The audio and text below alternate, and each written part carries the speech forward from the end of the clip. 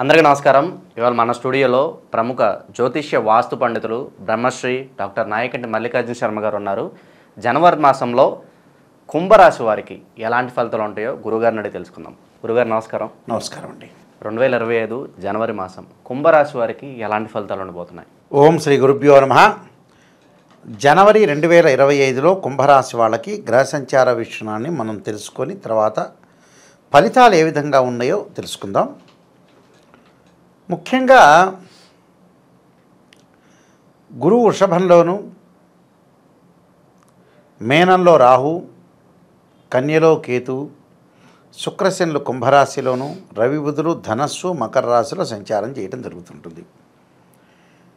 ఇక్కడ ఈ స్థానాల్లో వీళ్ళందరికీ ఉండటం వల్ల ఏ విధంగా ఉండే ఫలితాలు వస్తాయి అంటే, 6వ స్థానంలో వీళ్ళకి కుజుడి యొక్క సంచారం వల్ల భూ సంబంధమైన విషయాల్లో వీళ్ళకి అనుకూలంగా ఉంటుంది. అంటే గృహ నిర్మాణం చేపట్టబట్టం, ఒక ఇంటిపైన ఇల్లు కట్టడం, గృహాలు కొనుగోలు చేయటం, పొలాలు స్థలాలు ఇలాంటివన్నీ కూడా కొనుగోలు చేస్తారు. అంటే 6వ స్థానంలో కుజుడి వల్ల సత్ఫలితాలు పొందే అవకాశాలు ఎక్కువ ఉంటాయి. అంటే భూ సంబంధమైన విషయాలు అంటే భూ గృహ, అలానే రసాయన సంబంధించిన కానీ, అలానే కెమిస్ట్రీ లెక్చరర్స్ కానీ, ప్లస్ మెడికల్ ల్యాబొరేటరీస్ వాళ్ళకి కానీ, అలానే యంత్రాల యందు పనిచేసే వాళ్ళు కానీ, మేస్త్రీలకు కానీ, రియల్ ఎస్టేట్ వాళ్ళకి కానీ, అగ్రికల్చర్ సంబంధించిన రైతులకు కానీ, వీళ్ళందరికీ కూడా అనుకూలంగా ఉంటుంది.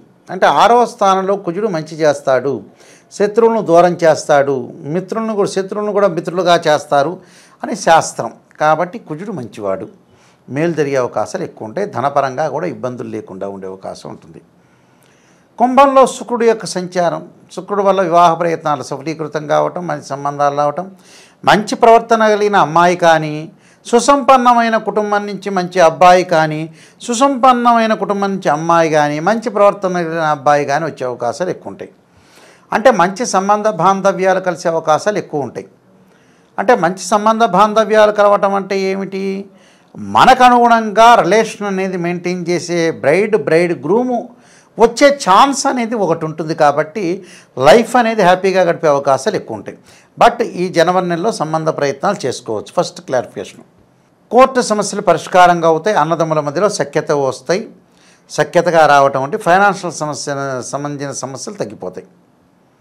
అంటే ఇక్కడ శుక్రుడు బాగున్నాడు, కుజుడు బాగున్నాడు, ఓకే. మిగతా గ్రహాలు ఎలా ఉన్నాయి అనేది మనం చూస్తే, ద్వితీయ స్థానం రాహు వల్ల ఇద్దరి మధ్యలో కొంత భార్యాభర్తల మధ్యలో కుటుంబపరంగా కలహాలు రాకుండా చూసుకోవాలి.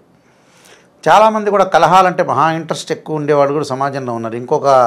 ఇంకొక కోణంలో జనాలు చూస్తుంది, తగాదలంటే మహా ఇంట్రెస్ట్ గల వ్యక్తులు కూడా ఉన్నారు. అలాంటివన్నీ కూడా కలహం లేకుండా మానసికంగా ప్రశాంతతగా ఉండటమే ఇంపార్టెంట్ మనిషి యొక్క లక్షణం.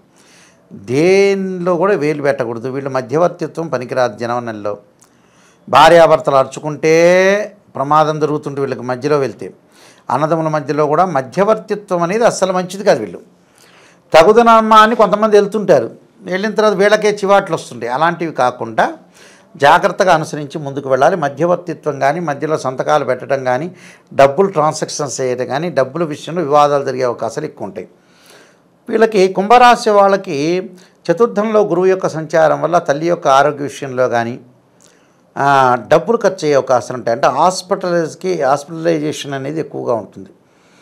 అంటే డబ్బులు ఖర్చు చేసే అవకాశాలు ఎక్కువ ఉంటాయి. ఆరోగ్యపరంగా, హెల్త్ పరంగా కొన్ని ఇబ్బందులు వచ్చే అవకాశాలు ఉంటాయి.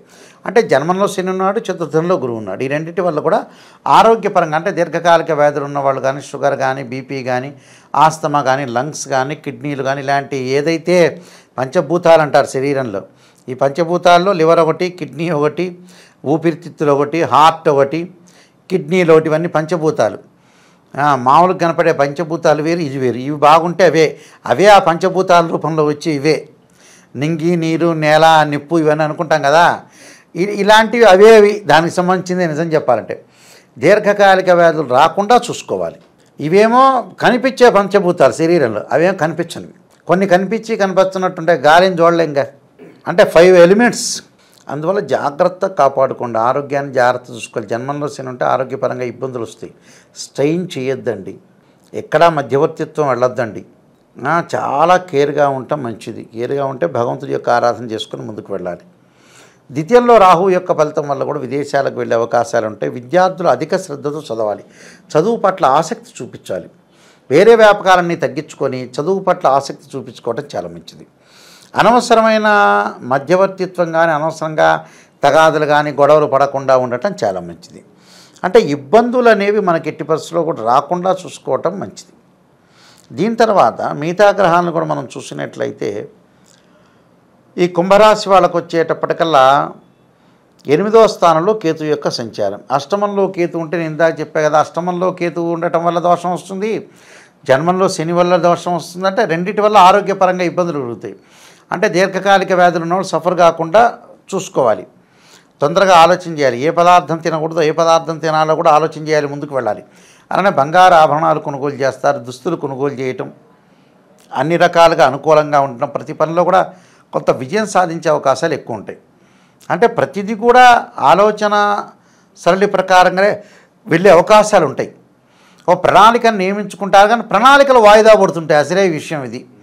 ప్రణాళికలు వాయిదా పడుతుంది, అంతా వేసుకుంటారు. వేసుకున్న తర్వాత జనవరి నెలలో ఇచ్చేద్దాం, వచ్చేద్దాం, ఈ వ్యాపారం చేద్దాం, ఆ ఉద్యోగం చేస్తాం, అన్నీ చేస్తారు, కానీ బద్ధకం వచ్చేస్తుంది వీళ్ళకి. ఆ బద్ధకాన్ని విడనాడండి. అంటే మీ ముందున్న లక్ష్యం ఏంటి, ఆ లక్ష్యాన్ని సాధించాలంటే ఎంత శ్రమ పడాలి, ఎంత గుర్తింపు చేయాలి, ఆ గుర్తింపులో కూడా మొరటగా కష్టపడటంగా లౌకికంగా కూడా కష్టపడాలి. కాబట్టి రవి బుధుల యొక్క కలయిక వల్ల వీళ్ళకి మేలు జరుగుతుంది, కానీ ఆలస్యం చేసుకోకుండా ఉండటం మంచిది. ఆరోగ్యపరంగా కొంత కాపాడుకోవడం మంచిది. ప్రయాణాలు చేసేటప్పుడు అతి వేగం అనేది, అతి స్పీడ్ అనేది పనికిరాదు. ప్రతి దానిలో కూడా కొంత విజయం సాధించి ముందుకెళ్తే మంచి జరిగే అవకాశాలు ఉంటాయి. కొన్ని రెమెడీస్ చేసుకుని ముందుకు. గురుగారు, మరి కుంభరాశి వాళ్ళు ఈ మాసంలో ఎలాంటి రెమెడీస్ చేసుకుంటే మంచి ఫలితాలు వస్తాయంటారు? ముఖ్యంగా వీళ్ళు చేయాల్సిన రెమెడీ ఏంటంటే, నీరాంజన సమాభాసం రవిపుత్రేమాగ్రజం ఛాయామార్తాండ సంభూతం తం నమామి శనీశ్వరం అనే మంత్రాన్ని బెల్లము నువ్వులతో కలిపిన ఉండల్ని తీసుకుని ఇంట్లో చక్కగా తయారు చేసి దేవాలయంలో ప్రధాన అర్చకులకు ఇచ్చి భక్తులందరికీ కూడా పంచాలని చెప్పాలి. దానివల్ల శని దోషం పోతుంది. నల్లని ద్రాక్షారసం తీసుకుని, నల్లని ద్రాక్ష పండు ఉంటాయి కదా, అదంతా జ్యూస్ తయారు చేసి శనీశ్వరుని మీద బ్రాహ్మణులతోనే అభిషేకం చేయొచ్చు, లేకపోతే ఓం శనీశ్వరాయ నమః, ఓం శనీశ్వరాయ నమః మంత్రంతో కూడా పోయొచ్చు. అంటే శని యొక్క ఆరాధన చాలా ఇంపార్టెంట్ ఇక్కడ. శని ఆరాధనతో పాటు వీళ్ళు చేయాల్సిన దత్తాత్రేయ స్వామి యొక్క పాలన గురువారం రోజున దత్త కవచాన్ని చదివి శనగలు దానం చేయాలి గురువారం రోజున. అప్పుడు వీళ్ళకి మంచి జరిగే అవకాశం ఖచ్చితంగా ఉంటుంది. జనవరి మాసంలో కుంభరాశి వారికి ఎలాంటి ఫలితాలు ఉంటాయి, అలాగే ఎలాంటి రెమెడీస్ చేసుకోవాలి, చాలా చక్కగా వివరించారు గురుగారు. ధన్యవాదాలు. నమస్కారం అండి.